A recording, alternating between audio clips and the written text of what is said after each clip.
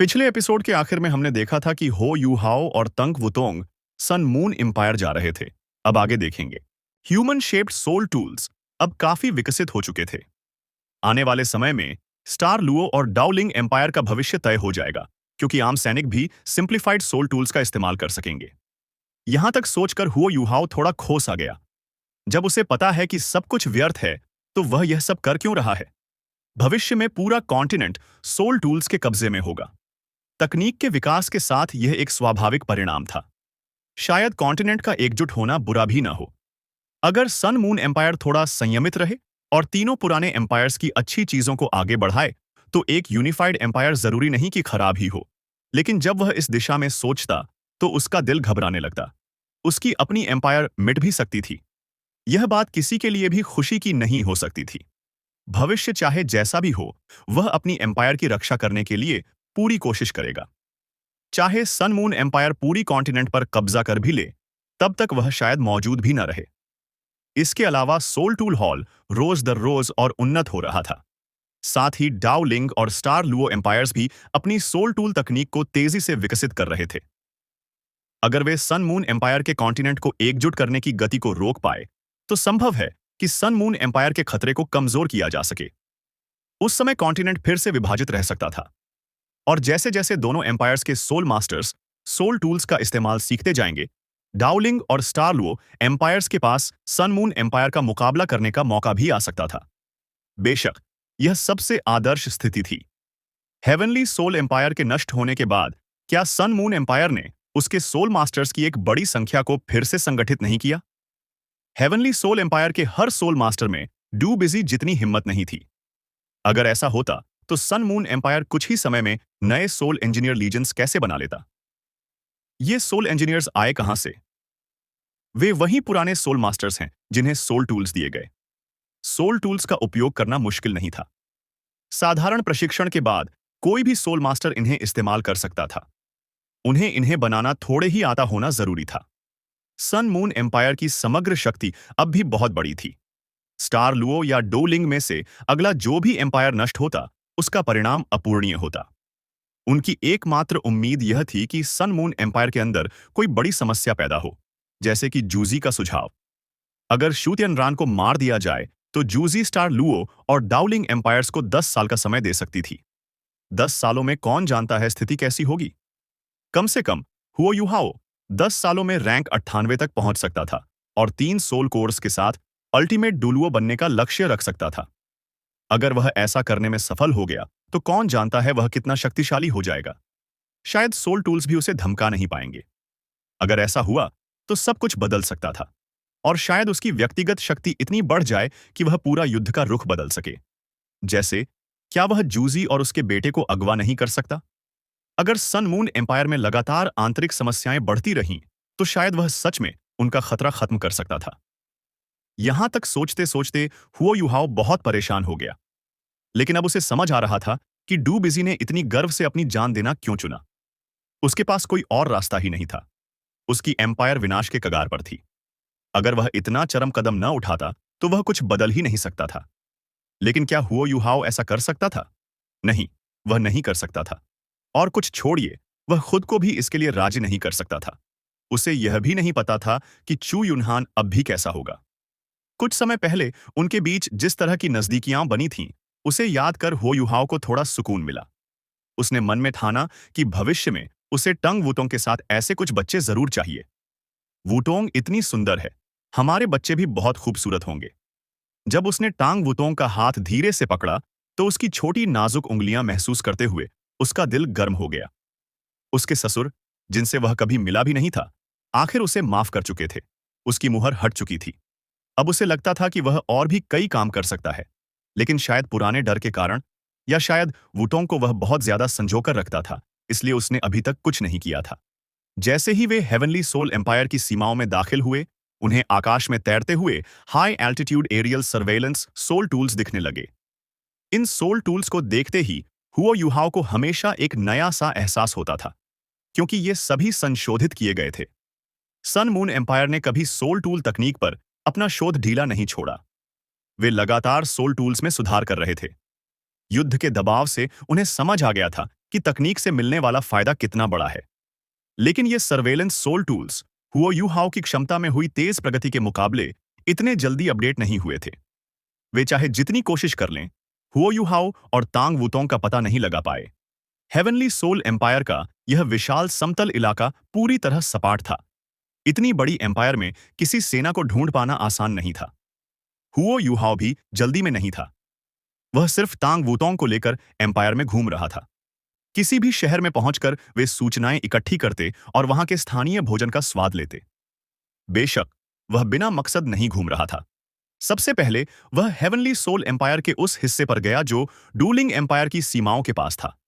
अगर सनमून empire डूलिंग empire पर हमला करना चाहता तो उसे यहां सेना तैनात करनी होती। लेकिन ऐसा कहीं नहीं दिखा। इसका मतलब था कि सनमून एम्पायर जल्द ही डूलिंग एम्पायर पर हमला नहीं करेगा। अगर डूलिंग नहीं तो क्या स्टार लुओ एम्पायर? यह पता चलकर हुओ यूहाओ बहुत टेंस हो गया, क्योंकि वह जूजी को बहुत अच्छी तरह समझता था और जानता था कि जूजी स्टार लुओ एम्पायर से नफरत करती है। उसके परिवार का विनाश स्टार लुओ और सन मून एम्पायर्स की लड़ाई में हुआ था। इसलिए जरा भी मौका मिलते ही वह स्टार लुओ एम्पायर पर युद्ध छेड़ देती। पहले उसने स्टार लुओ एम्पायर को इसलिए नहीं चुना क्योंकि वह तीनों एम्पायर्स में सबसे मजबूत था। अगर सन मून एम्पायर सीधे स्टार लुओ एम्पायर से भिड़ जाता, खासकर अगर श्रेक एकेडमी उनका साथ देती, तो सन मून एम्पायर को बहुत बड़ा नुकसान होता। और अगर sun moon empire star Luo empire को हरा नहीं पाता, तो लंबी युद्ध प्रक्रिया में उसका भारी नुकसान होता। व्हाइट टाइगर ड्यूक एक बहुत ही मशहूर जनरल था। यह बात सब जानते थे। जूजी भी उसे अपना सबसे कठिन प्रतिद्वंदी मानती थी। फिलहाल star Luo empire Mingdu mountain range पर कब्जा करके अब भी सन मून एम्पायर को रोक रहा था। वे सन मून एम्पायर की एक बड़ी सेना को बांधे हुए थे। लेकिन अभी सन मून एम्पायर के लिए स्टार लुओ एम्पायर पर हमला करने का सबसे सही समय था। हेवनली सोल एम्पायर पहले ही नष्ट किया जा चुका था और डूलिंग एम्पायर आंतरिक अराजकता झेल रहा था। वे खुद बच नहीं पा रहे थे। स्टार लुओ एम्पायर की मदद कैसे करते? श्रेक एकेडमी को छोड़ दें तो स्टार लुओ एम्पायर के पास कोई बाहरी सहायता भी नहीं थी। ताकत के मामले में भी स्टार लुओ एम्पायर अब भी सन मून एम्पायर से कमजोर था। यहां तक सोचकर हुओ यूहाओ तुरंत टांग वुतोंग को लेकर हेवनली सोल एम्पायर के अंदर गहराई की ओर बढ़ा। वह पहले हेवन डू सिटी की स्थिति देखना चाहता था और फिर स्टार लुओ एम्पायर की सीमा की ओर जाना। अगर जूजी सच में स्टार लुओ एम्पायर पर हमला करने का इरादा रखती थी, तो हुओ यूहाओ को बीच में पड़ना होगा। खुद हुओ यूहाओ को भी एहसास नहीं हुआ कि समय के साथ उसकी चिंता व्हाइट टाइगर ड्यूक के लिए उसकी नफरत से ज्यादा बढ़ गई थी। हेवन डू सिटी पहले जैसा ही लग रहा था। युद्ध के बाद यह कुछ समय के लिए पूरी तरह तबाह हो गया था, लेकिन सन मून एम्पायर ने इसे बहुत जल्दी फिर से बना दिया। न सिर्फ यह पहले जैसा हो गया था, बल्कि सोल टूल्स के नागरिक उपयोग की शुरुआत के बाद यह और भी ज्यादा समृद्ध दिख रहा था। शहर में प्रवेश करते समय हुओ यूहाओ को ऐसा लगा जैसे यह शहर कभी युद्ध से गुजरा ही नहीं। सड़कों पर चहल पहल थी और लोग बहुत खुश नजर आ रहे थे, मानो इस शहर के पुराने दर्द कहीं गायब हो गए हों। साधारण नागरिकों को संतुष्ट करना वाकई सबसे आसान था। जब तक उन्हें भूख न लगे, ठंड न लगे और सिर पर छत हो, उन्हें फर्क नहीं पड़ता कि शासक कौन है। हुओ यूहाओ ने एक लंबी सांस लेकर सिर हिलाया और तांग वूतोंग को लेकर इंपीरियल पैलेस की ओर बढ़ा। वे पहले यहां डार्कनेस होली ड्रैगन लॉन्ग शाओयाओ से टकराए थे और लगभग मर ही गए थे, लेकिन अब वे उससे इतने नहीं डरते थे। किसी भी जानकारी के लिए इंपीरियल पैलेस सबसे अच्छी जगह थी। हुओ यूहाओ ने ओमनी डायरेक्शनल स्पिरिचुअल डिटेक्शन फैला दिया। उसकी वर्तमान कल्टीवेशन के साथ उसकी स्पिरिचुअल डिटेक्शन आधे शहर को कवर कर सकती थी। शहर में ज्यादा सैनिक तैनात नहीं थे। आखिर यह न तो समुद्र के पास था, न ही राजधानी, बस एक बड़ा शहर था। सन मून एम्पायर ने आंतरिक शहरों में ज्यादा मजबूत सुरक्षा नहीं लगाई थी, जैसे कि उन्हें याद ही नहीं था कि हुओ यूहाओ ने कभी उनकी कई सिटीज को तबाह कर दिया था। इस वक्त हुओ यूहाओ के मन में फिर से 3 सोल इंजीनियर लीजेंस को लेकर सन मून एम्पायर में तबाही मचाने का विचार आया, ताकि स्टार लुओ और डूलिंग एम्पायर्स को और समय मिल सके। लेकिन यह विचार अभी बहुत अवास्तविक लगता था। एकेडमी की रक्षा जरूरी थी। Tank sect soul engineer legion को डाउलिंग एम्पायर भेजा जा रहा था और बाकी 2 लीजेंस की स्थिति स्पष्ट नहीं थी। सी गॉड्स पवेलियन एकेडमी की सुरक्षा को लेकर इतना सख्त था कि वह हुओ यूहाओ को लीजेंस का इस्तेमाल करने नहीं देगा। लगता था कि वह केवल अकेले ही कुछ कर सकता था। अब इंपीरियल पैलेस नजदीक था। हुओ यूहाओ को वहां सैनिकों की बड़ी संख्या और सर्वेलेंस सोल टूल्स की भारी तैनाती महसूस हो रही थी। कुछ सर्वेलेंस सोल टूल्स तो उसके लिए भी नए थे। क्या हम अंदर जाएं या फिर क्या करें? तंग वुटोंग ने धीरे से पूछा। हुओ यूहाओ ने सिर हिलाया और कहा कि अभी अंदर नहीं चलना चाहिए। पहले थोड़ा और निरीक्षण करना बेहतर होगा। कुछ सर्वेलेंस सोल टूल्स ऐसे थे जिन्हें वह पहचान नहीं पा रहा था, इसलिए सावधानी जरूरी थी। हेवन डू सिटी आने से पहले हुओ यूहाओ के मन में थोड़ी उम्मीद थी। अगर सन मून एम्पायर की आर्मी को कहीं दोबारा संगठित होना होता तो हेवन डू सिटी सबसे उपयुक्त जगह होती। यहां संसाधन भी बहुत थे, लेकिन शहर के बाहर कोई आर्मी नहीं थी। हुओ यूहाओ को तो ऐसा भ्रम तक हुआ जैसे उनकी सेना गायब हो गई हो। यह उसके लिए बहुत डरावनी बात थी। तंग वुटोंग ने पूछा कि क्या किसी को पकड़कर उससे पूछताछ करनी चाहिए। हुओ यूहाओ ने सिर हिलाते हुए कहा कि असली सैन्य राज तो सिर्फ उच्च पदों पर बैठे लोग ही जानते होंगे। पहले थोड़ी निगरानी करेंगे और फिर किसी को रात में इनवाइट कर लेंगे। यह कहते हुए उसने अपनी स्पिरिचुअल डिटेक्शन पूरे महल के अंदर केंद्रित कर दी और ध्यान से स्कैन करना शुरू किया। कुछ ही देर में हो यूहाओ को एक बेहद परिचित व्यक्ति नजर आया। वह वही था जिसे उसने पिछली बार यहां देखा था। वह था Jing Hoche, Sun moon imperial soul Engineering अकादमी का डीन। बेशक पुराना Sun moon imperial soul Engineering अकादमी अब नहीं था। इलस्ट्रियस वर्च्यू हॉल भी खत्म हो चुकी थी। वे दोबारा बनी थीं या नहीं, यह हुओ यूहाओ नहीं जानता था।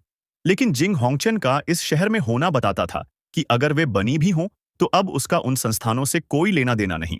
जब वह शू तियनरान का समर्थन कर रहा था तब तक ठीक था, लेकिन शू तियनरान के सिंहासन पर बैठते ही उसने जिंग होंगचन को किनारे कर दिया। फिर भी हेवन डाओ सिटी की मेयर की जगह बुरी नहीं थी।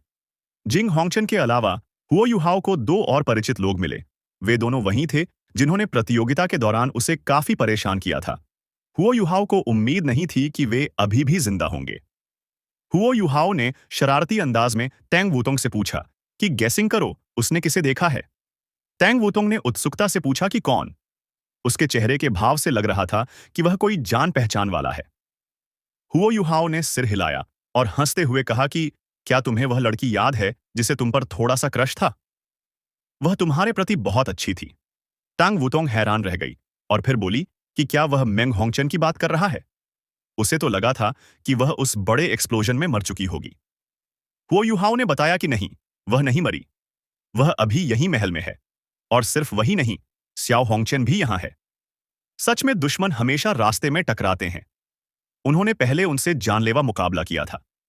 स्याओ होंगचन बुरी तरह घायल भी हुआ था, लेकिन फिर भी जिंदा बच गया। अब वे काफी मजबूत भी हो चुके थे, लगभग सोल दुलुओ स्तर के।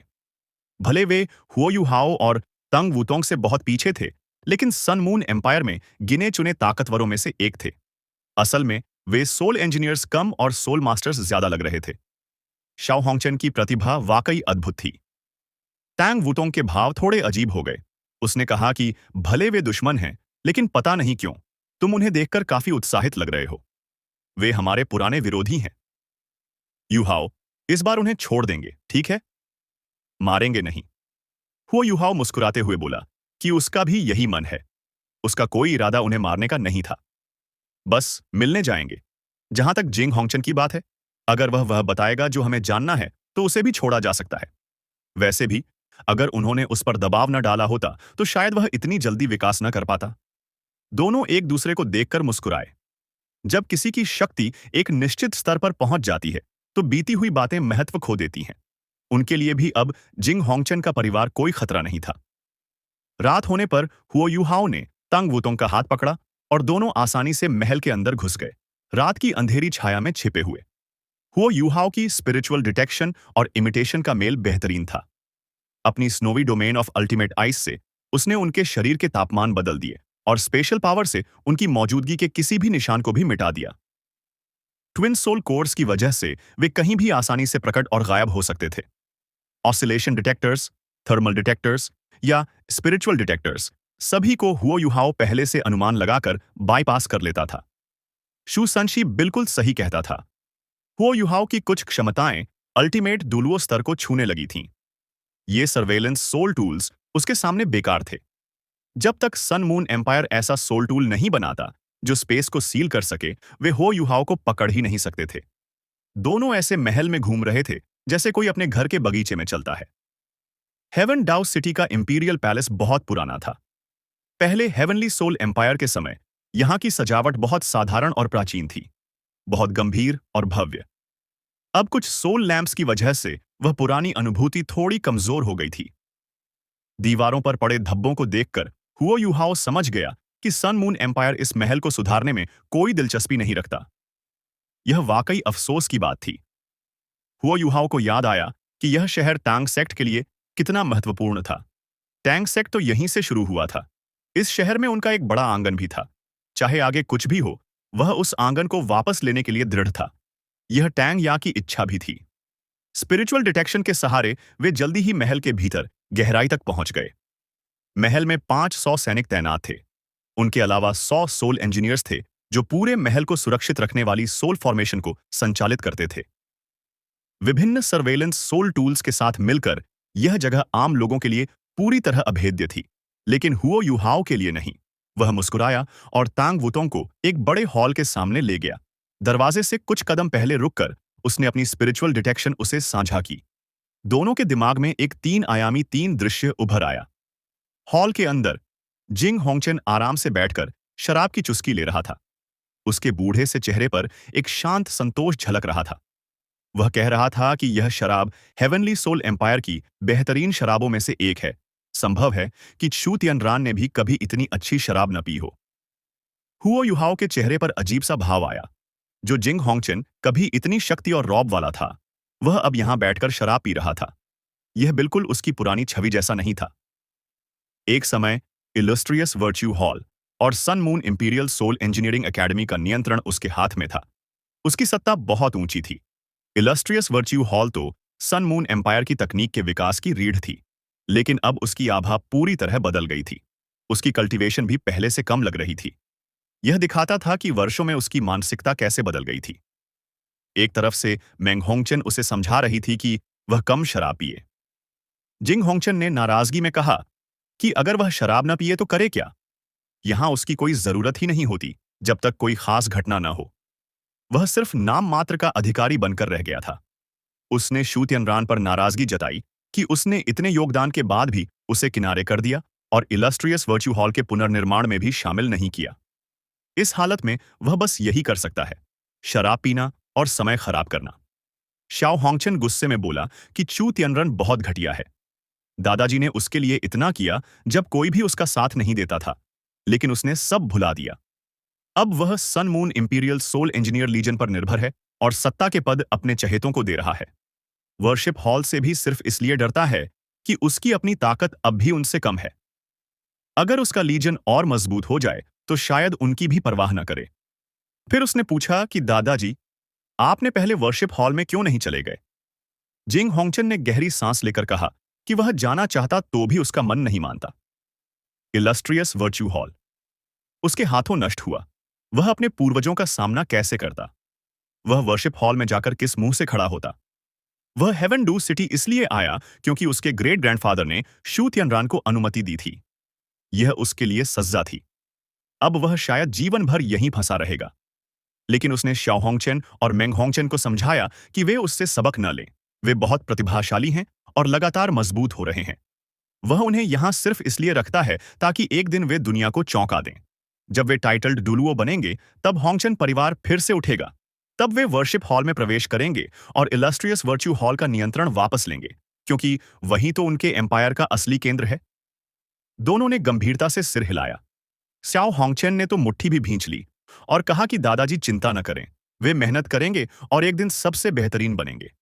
जिंग होंगचेन ने शाओ होंगचेन की तरफ देखते हुए कहा कि तुम गलत समय में पैदा हुए हो। अगर तुम इस दौर को टालकर किसी और समय में जन्म लेते तो किसी भी ईरा में एक बड़े लीडर होते।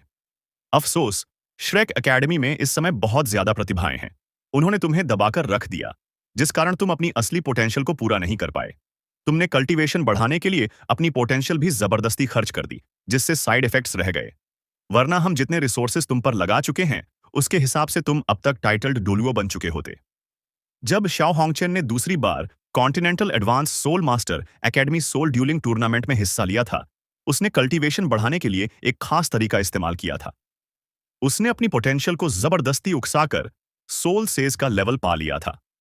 वह टूर्नामेंट में चमकने की तैयारी में था, लेकिन उसके बावजूद वह बुरी तरह हार गया।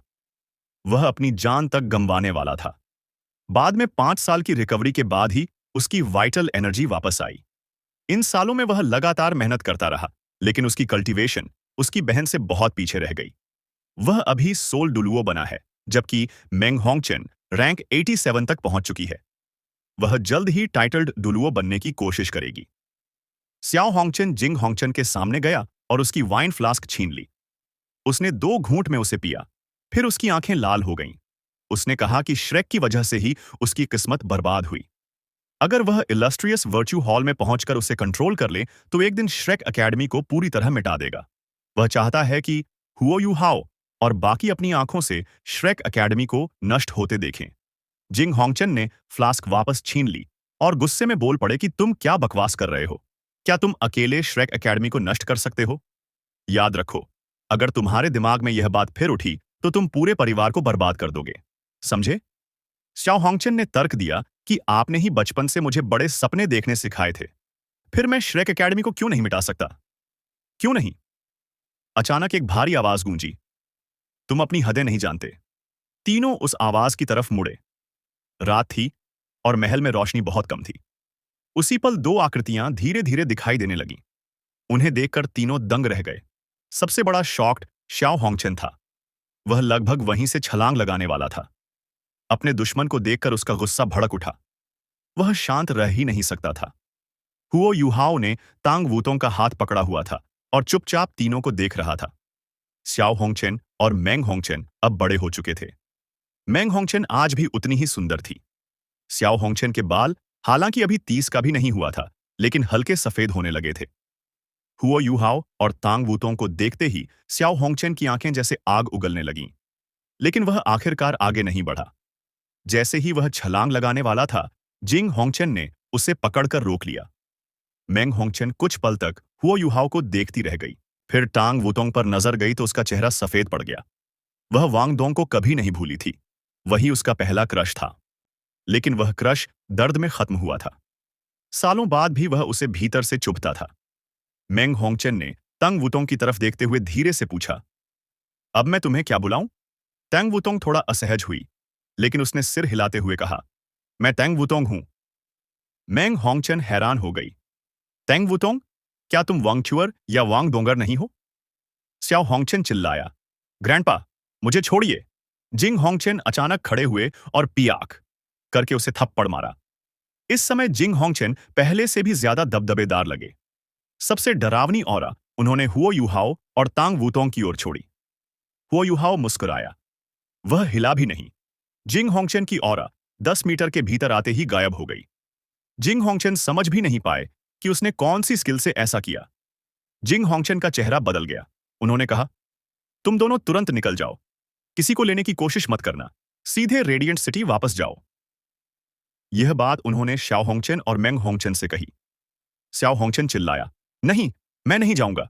मैं सालों से जो गुस्सा दबाए बैठा हूं, वह आज खत्म होगा। अगर हुओ यूहाओ न होता, तो मैं इस हालत में क्यों होता? मेरी कल्टीवेशन क्यों रुकती? मैं एक महान प्रतिभा था, और अब दुनिया की छोटी को छू भी नहीं सकता। मैं उससे नफरत करता हूं, सबसे ज्यादा। जिंग होंगचेन चीखे, चुप रहो, भागो यहां से। वह डर के मारे फीके पड़ गए थे। 5 ईविल ट्रांसेंडेंट डुलुओ तक इससे हार चुके थे। यह लड़का आखिर किस पर भरोसा करके उससे लड़ने जा रहा है? जिंग होंगचेन एक समय इलस्ट्रियस वर्च्यू हॉल के प्रमुख रहे थे और उनके पास जानकारी पाने के कई रास्ते थे। उन्हें यकीन था कि महल के 100 सोल इंजीनियर्स हुओ यूहाओ और तांग वुतोंग का कुछ भी नहीं बिगाड़ सकते। शायद वे पहले ही मर चुके थे। वह सिर्फ अपनी ताकत के दम पर अपने पोते पोतियों के लिए भागने का रास्ता ढूंढ रहे थे। मेंग होंगचेन बोली, ग्रैंडपा, हम नहीं जाएंगे। अगर आज मरना है, तो आपके साथ मरेंगे। उसने अपनी वर्मिलियन क्लियर आइस्टोड बाहर निकाली, जिससे सफेद धुंध उसके चारों तरफ घूमने लगी। लेकिन वह धुंध हुओ यूहाओ और तांग वुतोंग की तरफ नहीं गई, क्योंकि उसे पता था कि उसकी लीथल पॉइजन अल्टीमेट आइस के सामने बेकार है। स्याओ होंगचेन भी समझ चुका था। वह जिंग होंगचेन के दूसरी तरफ खड़ा हो गया और अपने 3 लेगेड गोल्डन टोड की शक्ति चलाने लगा। तीनों को लड़ने के लिए तैयार देखकर हुओ यूहाओ हंस पड़ा। फिर बोला, हॉल मास्टर होंगचेन, अगर मैं कहूं कि हम आपको चोट पहुंचाने नहीं आए हैं, तो क्या आप विश्वास करेंगे? जिंग होंगचेन चौंक गए। लेकिन ढीले नहीं पड़े। उन्होंने पूछा, फिर तुम्हें क्या चाहिए? हुओ यूहाओ और तांग वुतोंग अचानक यहां प्रकट हुए थे। वे क्या चाहते थे?